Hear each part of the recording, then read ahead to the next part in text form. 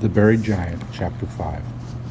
After a punishing climb for much of the morning, the party had found its way obstructed by a fast-flowing river, so they had made a partial descent through shrouded woodland in search of the main mountain road, along which they reasoned they would surely be able to find a bridge across the water. They had been right about the bridge, but on spotting the soldiers there, had decided to rest amidst the pine trees until the men had gone. For at first the soldiers had not appeared to be stationed there, but merely refreshing themselves and their horses at the waterfall. But time had passed, and the soldiers had shown no signs of moving on. They would take turns getting onto their bellies, reaching down from the bridge and splashing themselves, or sit with their backs against the timber rails playing dice. Then a fourth man had arrived on horseback, bringing the men to their feet, and had issued instructions to them. Though they did not have as good a view as Edwin's high in his tree, Axel, Beatrice, and the warrior had observed well enough all that had passed from behind the cover of greenery, and once the horsemen had ridden off again, they exchanged questioning looks. "They may remain here a long time yet," Whiston said, "and you're both anxious to reach the monastery." "It's desirable we do so by nightfall, sir," said Axel. "We hear the she-dragon Kerrig roams this country, and only fools would be abroad there in the dark. What manner of soldiers do you suppose them to be?" "Not easy at this distance, sir, and I've little knowledge of local dress, but I'd suppose them Britons, and one's loyal to Lord Brennus. Perhaps Mrs. Beatrice will correct me." "It's far from my old eyes," Beatrice said, "but I suppose you're right, Master Whiston. They have the dark uniforms I've often seen on Lord Brennus's men." "We've nothing to hide from them," Axel said. "If we explain ourselves, they'll be able to let us go by in peace." "I'm sure that's so," the warrior said, then fell silent for a moment, gazing down at the bridge. The soldiers had seated themselves again and seemed to be resuming their game.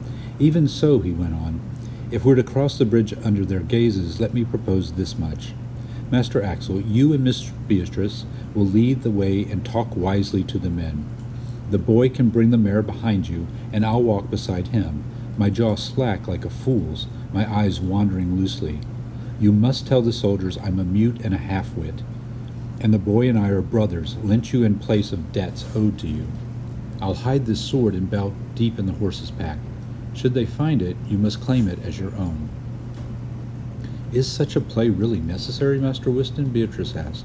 "These soldiers may often show coarse manners, but we've met many before without incident." "No doubt, Mistress Beatrice, but men with arms far from their commanders aren't easy to trust. And here I am, a stranger, who they may think good sport to mock and challenge. So let's call the boy down off the tree and do as I propose." They emerged from the woods, still some way from the bridge, but the soldiers saw them immediately and rose to their feet. "Master Whiston," Beatrice said quietly, "I fear this will not go well. There remains something about you that proclaims you a warrior, no matter what foolish look you wear." "I'm no skilled player, mistress. If you can help me improve my disguise, I'd hear it gladly." "It's your stride, sir," Beatrice said. "You have a warrior's way of walking. Take instead small steps followed by a large one. That way you might stumble any moment." "That's good advice. Thank you, mistress. Now I should say no more, or they may see I'm no mute. Master Axel, talk us wisely past these fellows." As they came closer to the bridge, the noise of the water rushing down the rocks and under the feet of the three awaiting soldiers grew more intense, and to Axel had something ominous about it. He led the way, listening to the horses' steps behind him on the mossy ground, and brought them to a halt when they were within hailing distance of the men. They wore no chainmail or helmets, but their identical dark tunics, with straps crossing from right shoulder to left hip, declared clearly their trade. Their swords were for now sheathed, though two of them were waiting with hands on the hilts. One was small, stocky, and muscular. The other, a youth, not much older than Edwin, was also short in stature. Both had closely cropped hair. In contrast, the third soldier was tall, with long gray hair, carefully groomed, that touched his shoulders and was held back by a dark string encircling his skull. Not only in his appearance, but his manner differed noticeably from that of his companions. For while the latter were standing stiffly to bar the way across the bridge, he had remained several paces behind, leaning languidly against one of the bridge posts, arms folded before him as though listening to the table beside a night fire. The stocky soldier took a step towards them, and so it was to him Axel addressed his words. "Good day, sirs. We mean no harm and wish only to proceed in peace." The stocky soldier gave no reply. Uncertainty was crossing his face, and he glared at Axel with a mixture of panic and contempt. He cast a glance back at the young soldier behind him, then, finding nothing to enlighten him, returned his gaze to Axel. It occurred to Axel that there had been some confusion, that the soldiers had been expecting another party altogether and had yet to realize their mistake. So he said, "We're just simple farmers, sir, on our way to our son's village." The stocky soldier, now collecting himself, replied to Axel in an unnecessarily loud voice. "Who are these you travel with, farmer?" "Saxons, by the look of them." "Two brothers, just come under our care, who we must do our best to train, though as you see, one still a child and the other a slow-witted mute, so the relief they bring us may be slender." As Axel said this, the tall, gray-haired soldier, as though suddenly reminded of something, took his weight from the bridge post, his head tilting in concentration. Meanwhile, the stocky soldier was staring angrily beyond Axel and Beatrice. Then, his hand still on the hilt of his sword, he strode past to scrutinize the others. Edwin was holding the mare and watched the oncoming soldiers with expressionless eyes. Wystan, though, was giggling loudly to himself, his eyes roving, mouth wide open. The stocky soldier looked from one to the other as though for a clue. Then his frustration seemed to get the better of him. Grabbing Wistan's hair, he tugged it in a rage. "No one cut your hair, Saxon?" he shouted into the warrior's ear, then tugged again as though to bring Wystan to his knees. Wystan stumbled but managed to stay on his feet, letting out pitiful whimpers. "He doesn't speak, sir," Beatrice said. "As you see, he's simple. He doesn't mind rough treatment, but he's known for a temper we've yet to tame." As his wife spoke, a small movement made Axel turn back to the soldiers on the bridge. He saw then that the tall, gray-haired man had raised an arm. His fingers all but formed a pointing shape before softening and collapsing in an aimless gesture. Finally, he let his arm fall altogether, though his eyes went on watching with disapproval. Observing this, Axel suddenly had the feeling he understood, even recognized what the gray-haired soldier had just gone through. An angry reprimand had all but shaped itself on his lips, but he had remembered in time that he lacked any formal authority over his stocky colleague. Axel was sure he had once had almost an identical experience himself somewhere, but he forced away the thought and said in conciliatory tone, "You must be busy with your duties, gentlemen, and we're sorry to distract you. If you'd let us pass, we'll soon be out of your way." But the stocky soldier was still tormenting Wystan. "He'd be unwise to lose his temper with me," he bellowed. "Let him do so and taste his price." Then finally he let go of Wystan and strode back to take up his position again on the bridge. He said nothing, looked like an angry man who had completely forgotten why he was angry. The noise of the rushing water seemed only to add to the tense mood, and Axel wondered how the soldiers would react were he to turn and lead the party back towards the woods. But just at that moment, the gray-haired soldier came forward until he was level with the other two and spoke for the first time. "This bridge has a few planks broken, Uncle. Maybe that's why we're standing here, to warn good people like yourselves to cross with care or be down the mountainside tumbling with the tide." "That's kind of you, sir. We'll go then with caution." "Your horse there, Uncle. I thought I saw it limping coming toward us." "She has a hurt foot, sir, but we hope it's no serious thing, though we don't mount her, as you see. Those boards are rotting with the spray, and that's why we're here, though my comrades think there were some further errand must have brought us. So I'll ask you, Uncle, if you and your good wife have seen any strangers on your travels." "We're strangers here ourselves, sir," Beatrice said, "so wouldn't quickly know another, though on 2 days' journey we've seen nothing out of the ordinary." Noticing Beatrice, the gray-haired soldier's eyes seemed to soften and smile.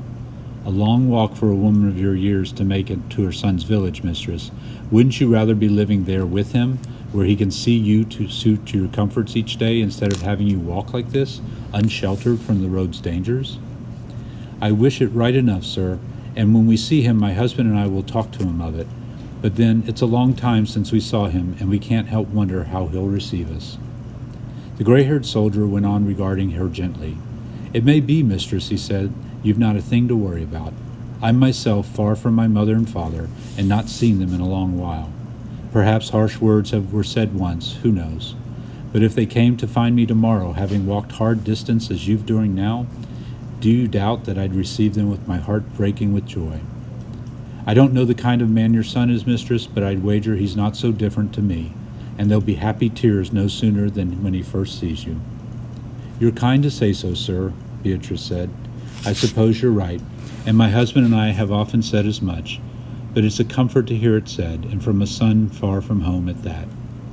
Go on your journey in peace, mistress, and if by chance you come upon my own mother and father on the road, coming the other way, speak gently to them, and tell them to press on, for their journey won't be a wasted one." The gray-haired soldier stood aside to let them pass. "And please remember the unsteady boards. Uncle, you'd best lead that mare over yourself. It's no task for children or God's fools." The stocky soldier, who had been watching with a disgruntled air, seemed nevertheless to yield to the natural authority of his colleague. Turning his back to them all, he leaned sulkily over the rail to look at the water. The young soldier hesitated, then came to stand beside the gray-haired man, and they both nodded politely as Axel, thanking them at last time, led the mare over the bridge, shielding her eyes from the drop.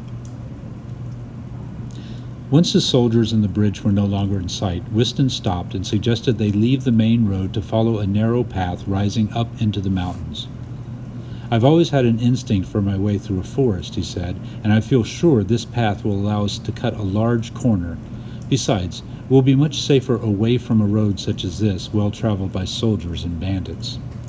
For a while after that, it was the warrior who led the party, beating back brambles and bushes with a stick he had found. Edwin, holding the mare by her muzzle, often whispering to her, followed closely behind, so that by the time Axel and Beatrice came in their wake, the path had been made much easier. Even so, the short cut, if it was a shortcut, became increasingly arduous. The trees deepened around them, tangled roots and thistles obliging them to attend to each step. As was the custom, they conversed little as they went, but at one point, when Axel and Beatrice had fallen some way behind, Beatrice called back, "Are you still there, Axel?" "Still here, Princess." Indeed, Axel was just a few paces behind. "Don't worry, these woods aren't known for special dangers, and a good way from the Great Plain." "I was just thinking, Axel, our warrior's not a bad player at that. His disguise might have had me fooled, and never letting up with it, even with that brute tugging his hair. He performed it well, right enough. I was thinking, Axel, it'll be a long time that we're away from our own village. Don't you think it a wonder that they let us go when there's still a lot of planting to do, and fences and gates to be mended? Do you suppose they'll be complaining of our absence when we're needed?" "They'll be missing us, no doubt, Princess, but we're not away long, and the pastor understands our wish to see our son." "I hope that's right, Axel. I wouldn't want them saying we're gone just when they have need of us most." "There'll always be some to say so, but the better of them will understand our need and would want the same in our place." For a while they continued without talking, and then Beatrice said again, "Are you still there, Axel?" "Still here, Princess." "It wasn't right of them to take away our candle." "Who cares about that now, Princess? And the summer's coming. I was remembering about it, Axel, and I was thinking maybe it's because of our lack of a candle I first took this pain I now have." "What's that you're saying, Princess? How can that be?" "I'm thinking it was maybe the darkness did it. Go carefully through that blackthorn there. It's not a spot to take a fall." "I'll be careful, Axel, and you do the same. How can it be the darkness gave you the pain, Princess? Do you remember, Axel, there was talk last winter of a sprite near our village? We never saw it ourselves, but they said it was one fond of the dark, and all those hours we had of darkness, I'm thinking it might sometimes have been with us without our knowing, in our very own chamber, and brought me this trouble." "We would have known had it been with us, Princess, dark or not. Even in thick blackness we would have heard it move or give a sigh. Now I think of it, Axel, I think there were times last winter when I awoke in the night, you fast asleep beside me, and I was sure it was a strange noise in the room roused me." "Likely a mouse or some creature, Princess." "It wasn't that kind of sound, and it was more than once I thought I heard it." And now I'm thinking of it, and it was around the same time the pain first came. Well, if it was the sprite, what of it, Princess? Your pain's nothing more than a tiny trouble, the work of a creature more playful than evil, the same way some wicked child once left that rat's head in Mistress Enid's weaving basket just to see her run about in fright. You're right what you say there, Axel. More playful than evil, I suppose you're right. Even so, husband. She fell silent while she negotiated her way between two ancient trunks pressing against each other. Then she said, even so, when we go back, I want a candle for our nights. I don't want that sprite or any other being bringing us something worse. We'll see to it. Don't worry, Princess. We'll talk to the pastor as soon as we return. But the monks at the monastery will give you wise advice about your pain, and there'll be no lasting mischief done. I know it, Axel. It's not a thing to worry me greatly. It was hard to say if Wystan had been right about his path, cutting off a corner, but in any case, shortly after midday they emerged out of the woods back onto the main road. Here it was wheel-rutted and boggy in parts, but now they could walk more freely, and in time the path grew drier and more level. With the pleasant sun falling through the overhanging branches, they traveled in good spirits. Then Wystan brought them to a halt again, and indicating the ground before them. There's a solitary rider not far before us, he said, and they did not go much further before they saw ahead of them a clearing to the side of the road, and fresh tracks turning up. Exchanging glances, they stepped forward cautiously. As the clearing came more into view, they saw it was of a fair size. Perhaps once in more prosperous times someone had hoped to build a house here, with a surrounding orchard. The path leading off from the main road, though overgrown, had been dug with care, ending in a large circular area open to the sky except for one huge, spreading oak at its center. From where they now stood, they could see a figure, seated in the shadows of the tree, his back against the trunk. He was, for the moment, in profile to them, and appeared to be in armor. Two metal legs stuck out stiffly onto the grass in a childlike way. The face itself was obscured by foliage, sprouting from the bark, though they could see he wore no helmet. A saddled horse was grazing contentedly nearby. "Declare who you are," the man called out from under the tree. "All bandits and thieves, I'll rise to meet a sword in hand." "Answer him, Master Axel," Wystan whispered. "Let's discover what he's about." "We're simply wayfarers, sir," Axel called back. "We wish only to go by in peace." "How many are you? And is that a horse I hear?"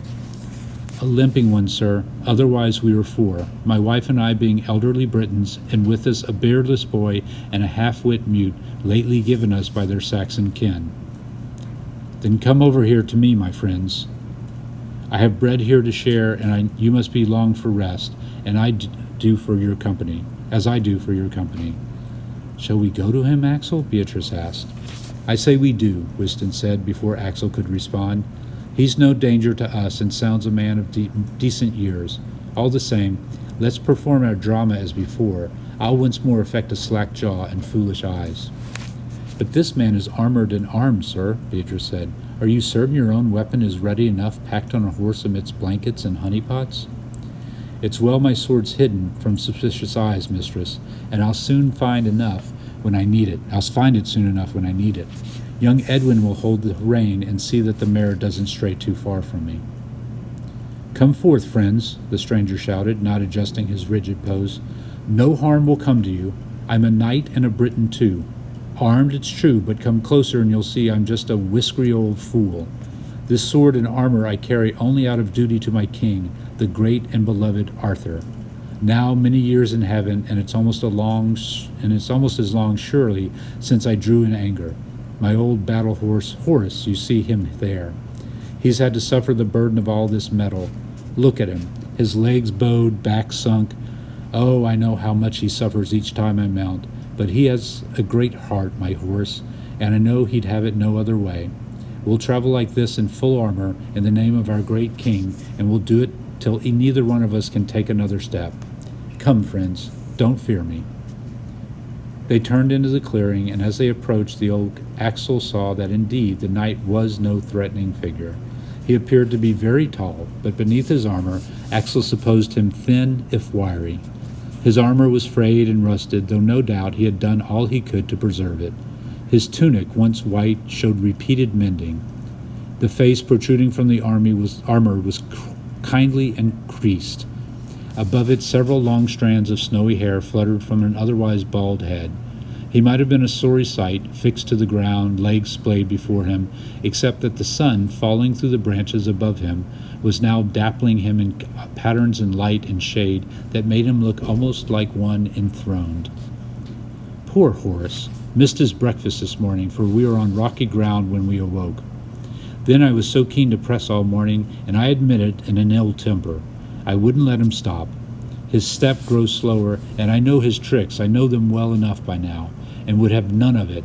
I know you're not weary, I told him, and I gave him a little spur. These tricks he plays on me, friends, I won't stand for them. But slower and slower he goes, and soft-hearted fool that I am, even knowing full well he's laughing to himself, I relent and say, very well, Horace, stop and feed yourself. So here you find me, taken for a fool again. Come, join me, friends. He reached forward, his armor complaining, and removed a loaf from a sack in a grass before him. This is a fresh baked given to me by passing a mill not an hour ago. Come, friends, sit beside me and share it. Axel held Beatrice's arm as she lowered herself down onto the gnarled roots of the oak, and then she sat down himself between his wife and the old knight. He felt immediately grateful for the mossy bark behind him, the songbirds jostling above, and the bread. When it was passed, it was soft and fresh. Beatrice leant her head against his shoulder, and her chest rose and fell for a while before she too began to eat, and with relish. But Wystan had not sat down. After giggling and otherwise amply displaying his idiocy to the old knight, he had wandered away to where Edwin was standing in the tall grass holding his mare. Then Beatrice, finishing her bread, sat forward to address the stranger. You must forgive my not greeting you sooner, sir, she said, but it's not often we see a knight, and I was awestruck by the thought. I hope you weren't offended. Not offended at all, mistress, and glad of your company. Is your journey still a long one? Our son's village is another day away now that we've come by the mountain road, wishing to visit a wise monk at the monastery in these hills. Ah, the Holy Fathers. I'm sure they'll receive you kindly. They were a great help to Horace last spring when he had a poisoned hoof, and I feared he wouldn't be spared. And I myself, recovering some years ago from a fall, found much comfort in their balms. But if you seek a cure for your mute, I fear it's only God himself that can bring speech to his lips.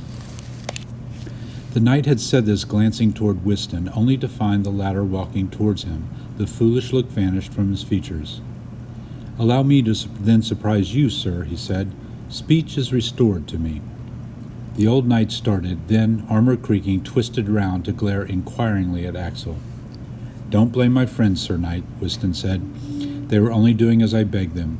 But now there's no cause to fear you. I would cast off my disguise. Please, forgive me. I don't mind, sir, the old knight said, for it's as well in this world to be cautious. But tell me now what sort you are, that I am left with no cause to fear you. The name is Wystan, sir, from the Finlands in the east, traveling these parts on my king's errand. Ah, far from home indeed. Far from home, sir, and these roads should be strange to me, yet at each turn as if another distant memory stirs. It must be, then, sir, that you came this way before. It must be so, and I heard I was born not in the Finns, but in a country further west of here. All the more fortunate, then, to chance upon you, sir, supposing you might be Sir Gawain from these same western lands, well known to ride in these parts? I'm Gawain, right enough, nephew to the great Arthur, who once ruled these lands with such wisdom and justice.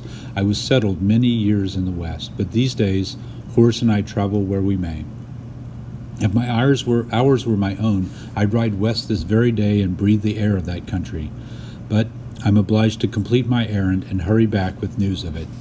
Yet it's an honor indeed to meet a knight of the great Arthur, and a nephew at that. Saxon though I am, his name is one I hold in esteem. I take pleasure in hearing you say so, sir.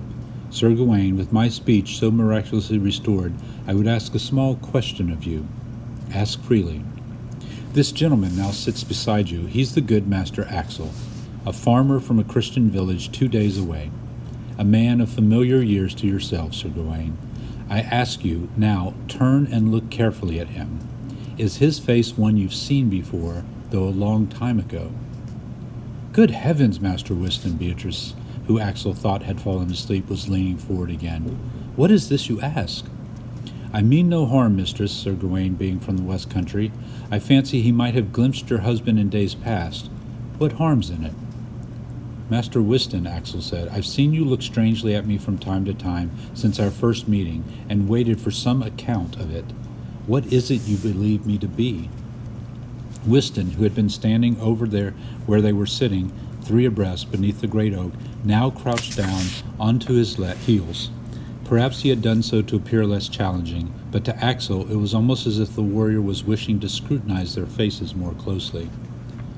"Let's for now have Sir Gawain do as I ask," Wystan said, "and it's only a small turn of his head needed. See if it is a childish game, if you will.